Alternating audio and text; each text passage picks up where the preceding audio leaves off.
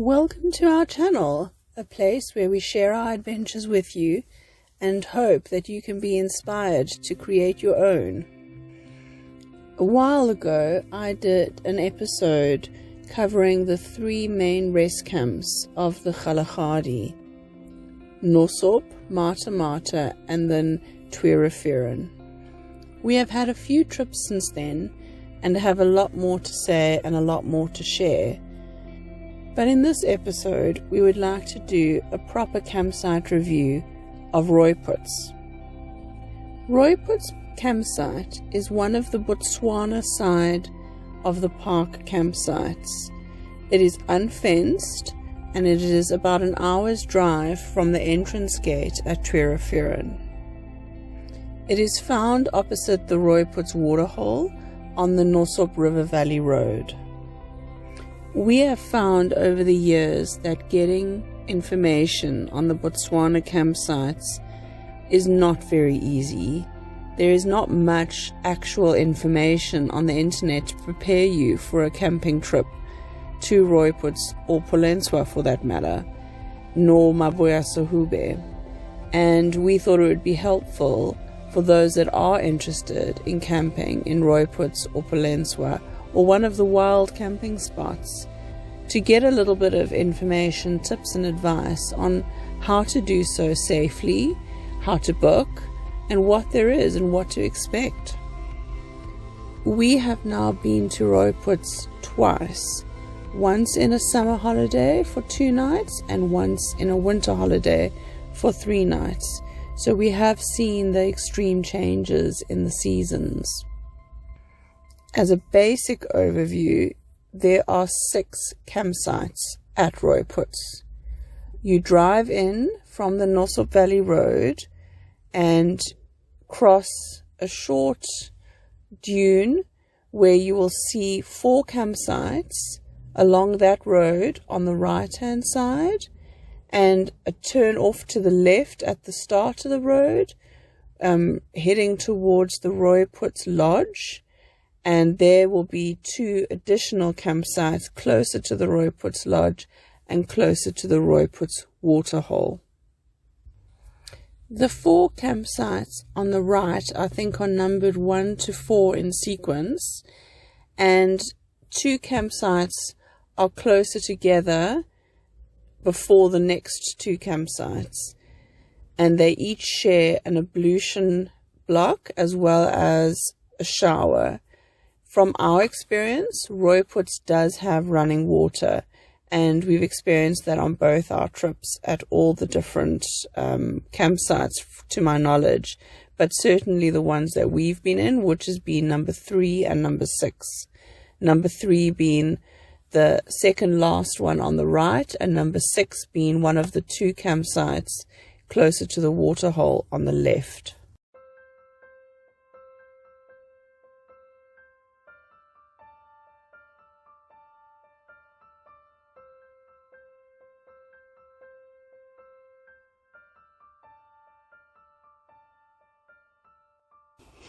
It's worth pointing out that the ablutions at Rooiputs may have showers, but the water is cold.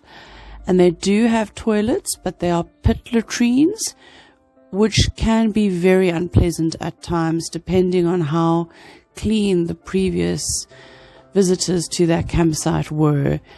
In summer, these toilets and ablutions are horrendous, so it may be worth your while to set up your own toilet system if you can with your campsite.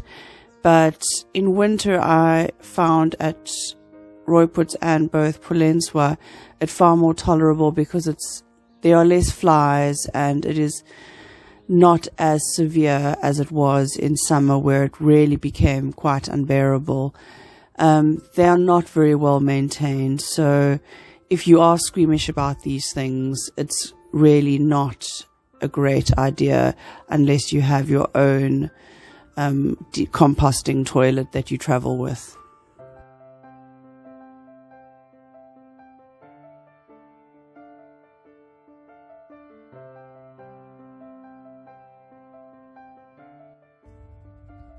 If you're looking for complete solitude, Rooiputs is probably not the place, because you can be closer to at least one neighbor, if not more, depending on how busy the campsites are.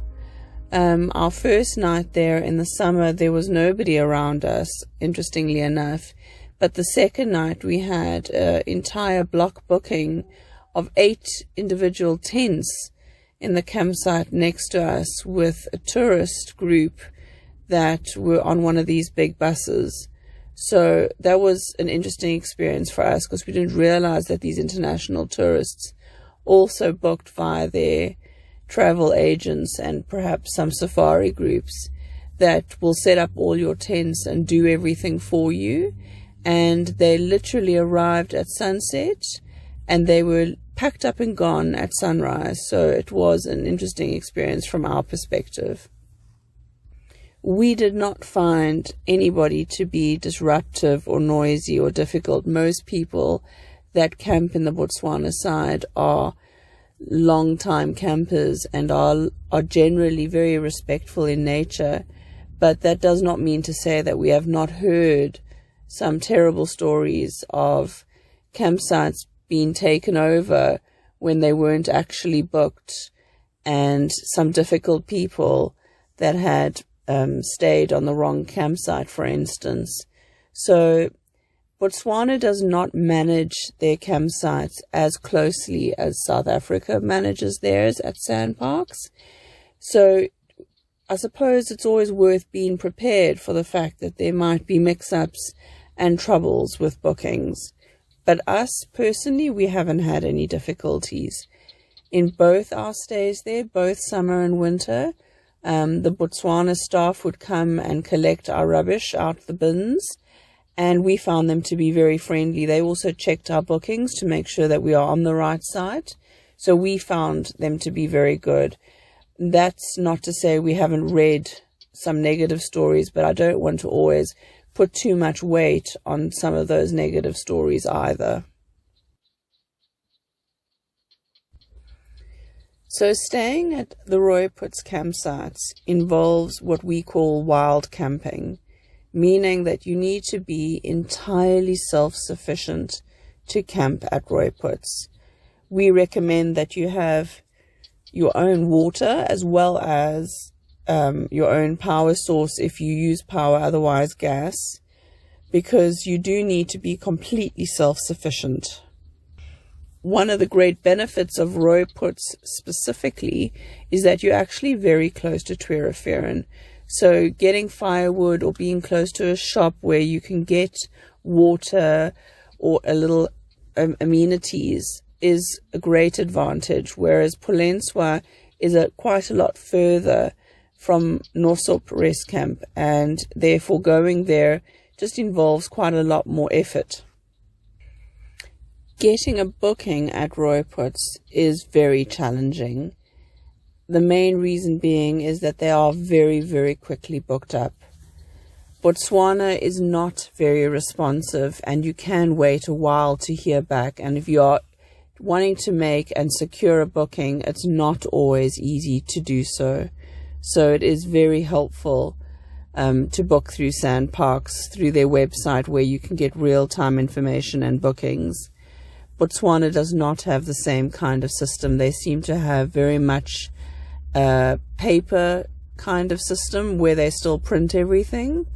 And I would suggest, if you do get a booking, that you do pay and print out all your receipts and everything to take with to the campsite, because they very much do not have an electronic system where they can check your bookings, etc. One of the advantages of staying at Rooiputs and Polenswa is that you do not need to go through border control.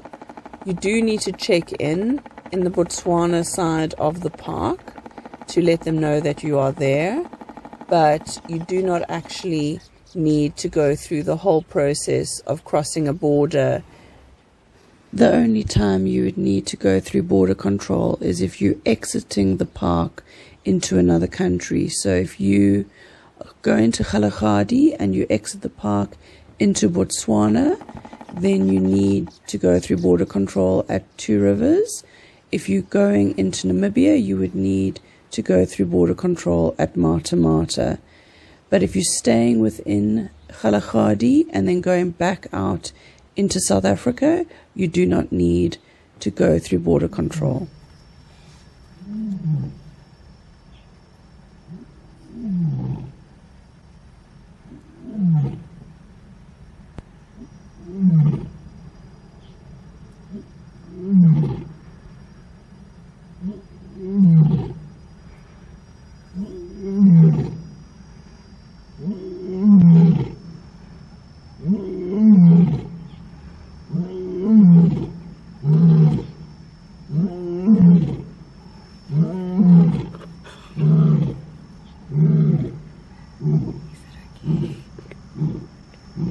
As I've mentioned before in our previous campsite review in the Kgalagadi, the seasons make a huge difference to your experience in the bush.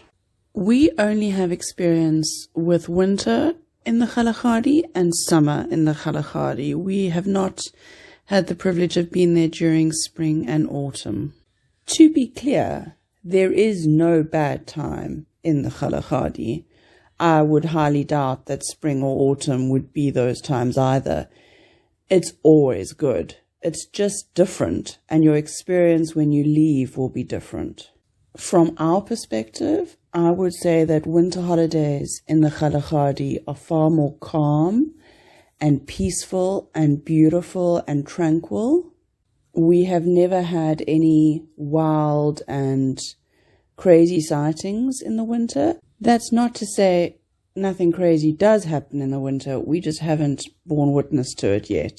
Our experiences, however, in the summer is that the climate and the mood of the Kgalagadi feels a lot more wild, with the thunderstorms almost every afternoon and some of them being quite intense, with the floods and the rain, and just the general atmosphere feels far more wild and lit up. I would say that summer for us has become one of our favorite seasons in the Kgalagadi. We have also had, and this is where we become biased, our best ever sightings in any park, anywhere in the summer at the Kgalagadi. In fact, I think I'd go so far as to say that our very best wildlife sightings ever were at Rooiputs. Our summer series from a little while ago, where we did Tweereferin, Nosop, Mata Mata and Rooiputs, will forever go down in our memory books as one of our best ever trips. It was a summer trip and we spent the last 2 nights at Rooiputs, and just arriving at Rooiputs and having that incredible male lion roaring on the side of the road as we did our afternoon drive, and then the next morning the 2 male lions with that incredible oryx kill, which was clearly fresh, and the interaction between the 2 lions, followed by almost immediately the musketeer cubs playing with the sticks and dive tackling and wrestling each other on the dunes and in the riverbed. Then following that with our encounter with the Cape Cobra at our A-frame, and then cheetah that afternoon. It just gets you all excited just thinking about it. That one full day just was jam-packed with sighting and experience after sighting, some of which will be our best ever. And as wonderful as those experiences are, in the winter, the beautiful time lapses and sunsets and low light in the mornings and afternoons gives you a completely different experience. And the afternoons playing games with the kids and the summer melons and the dust storms, it's a completely different, more ethereal experience. So both sides of the same coin, it is a great place, and you need to go when you can, because ultimately for me, I will just go every chance I have. I actually don't really care of the season, but it depends really what you're out there for. If you're looking for something more peaceful and tranquil and calm weather, winter is for you. But if you're looking for an experience where you'll get to see thunderstorms, which we don't get in Cape Town really that often, and see the clouds change and the transformation in the weather and the sky and the floods, then definitely summer is the time to go. In terms of sightings, from our experience, we've seen more in summer, but I do know that you get in both. And in winter, you'll get a lot more nocturnal animals than you will in summer, because by the time you go out in summer, it's a little bit more light. Whereas in winter, you have a little bit more of that darker, colder morning hours, which gives you more bat-eared sightings and more hyena sightings just from our experience than perhaps you would always in summer. Ultimately, though, you'll see what you see and you get what you get, and every sighting should matter. But the experiences on the whole do feel different when you leave. So to finish off our little summary of Rooiputs, I would also say that wild camping is not for everyone. If you are not fully well equipped and self-sufficient, I probably wouldn't go. It's taken us years to get to that point where we feel ready and safe and equipped for wild camping. But I also know that it does test your nerve and it does test your equipment. So both should be in good order. If you're relatively new at traveling to the bush, I would probably suggest as a start that you stay in the fenced camps where you have that barrier and that more increased sense of security. Also, camping on the whole in the bush, regardless of the fence, you need to be prepared in the Kgalagadi. It is not the same as going to a riverside campsite. It is a lot more wild, even if you're in a rest camp. So bear that in mind. So what are your experiences, both in the Kgalagadi and elsewhere in Botswana? Do you have any tips or recommendations? We haven't traveled further into Botswana yet, as many others have. We haven't built up to that distance yet. We're still quite enjoying the camps around South Africa. But we do look forward very much to going to Mabuya Suhube in the next 6 weeks, so that will be very exciting.